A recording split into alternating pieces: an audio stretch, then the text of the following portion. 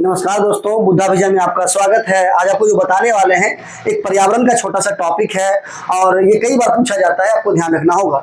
जैसे अगर पूछता है कि बताइए भारतीय वन एक्ट पहली बार कब आया था, तो भारतीय वन एक्ट 1927 में आया था, 1927 में आया था।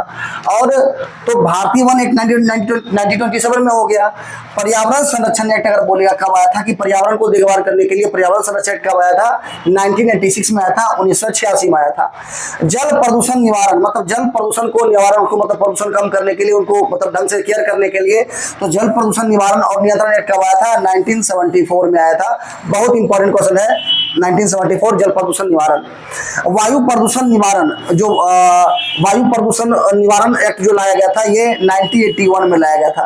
तो जल वाला 1974 हो गया और प्रदूषण वाला हो जाएगा 1981। वन्यजीव संरक्षण 1972 में और इसी के बाद 1973 में लाया गया था टाइगर प्रोजेक्ट।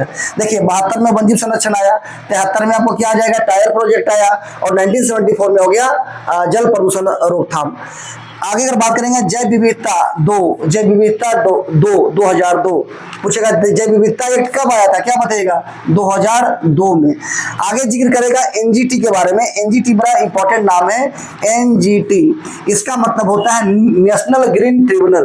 तो पर्यावरण संबंधित एक फास्ट ट्रैक कोर्ट है। पूछेगा एनजीटी क्या है, आप बताओगे फास्ट ट्रैक कोर्ट है।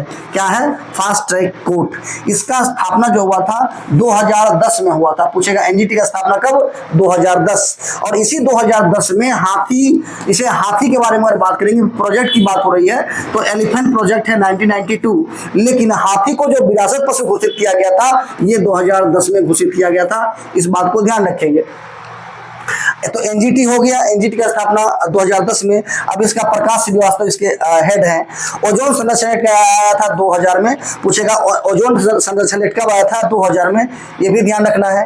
और ई कचरा संदर्भ में अगर बात करेगा, ई कचरा प्रबंधन जो मतलब कचरा को जो हैंडलिंग किया जाता है ये एक्ट 2011 है, इसको संशोधन किया गया है 2016 में। और प्लास्टिक भी अगर जिक्र करेगा, प्लास्टिक वाला भी तो ये 2016 ही है।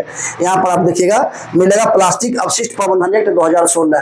तो और यहाँ पर कचरा वाला भी क्या था, ये कचरा 2011 था लेकिन संशोधन किया गया 2016 में।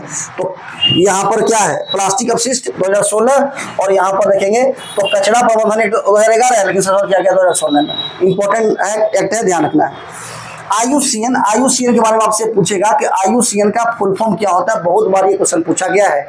तो national union for conservation of nature, ये आईयूसीएन का मतलब होता है। आईयूसीएन क्या करती है, ये रेड डाटा बुक जारी करती है। पूछेगा आईयूसीएन का फुल फॉर्म तो बता दोगे आप। पूछेगा ये कौन लिस्ट जारी करती है, रेड डाटा बुक जारी करती है। जैसे होता है ना कोई संकटग्रस्त कोई पक्षी है, जीव है, संकटग्रस्त में रहता है तो वही ये लिस्ट जारी करती है, रेड डाटा बुक। विश्व आपदा दिवस कब मनाते हैं, ये 13 अक्टूबर को मनाते हैं, 13 अक्टूबर को मनाते हैं आपदा दिवस। बड़ा इंपॉर्टेंट दिवस है, ध्यान रखना है। और यहाँ पर पूछता है क्या है, यहाँ पर ना पूछेगा कि सतीश धवन अंतरिक्ष केंद्र कहाँ पड़ता है, तो ये आपको पड़ता है कहाँ पर, तो श्री आंध्र प्रदेश में। सतीश धवन अंतरिक्ष केंद्र कहाँ पड़ता है, आप बताओगे आंध्र प्रदेश में। आंध्र प्रदेश के कहाँ पर, तो श्रीहरिकोटा में। विक्रम साराभाई अंतरिक्ष केंद्र कहाँ है, तो त्रिवेंद्रम में। केरला का राजधानी कहाँ है, त्रिवेंद्रम है। तो विक्रम साराभाई कहाँ पड़ेगा, ये त्रिवेंद्रम में पड़ेगा। सतीश अंधा है, यहाँ पर मतलब अंधा मतलब आंध्र प्रदेश, और कहाँ हो जाएगा, श्रीहरिकोटा में। अब चिपकू आंदोलन के नाम आपने नाम सुना होगा, और ये कहाँ है, नर्मदा बचाओ आंदोलन। तो चिपको बचाओ आंदोलन सुंदरलाल बहुगुणा के द्वारा शुरुआत किया गया था। सुंदरलाल बहुगुणा पेड़ को बचाव करने के लिए, और नर्मदा बचाओ आंदोलन मेधा पाटकर के द्वारा शुरुआत किया गया था। तो बस ये बेसिक सी बातें हैं, आपको ध्यान रखना है। आपको हर सेट में लगभग आपको ये मिल जाएगा।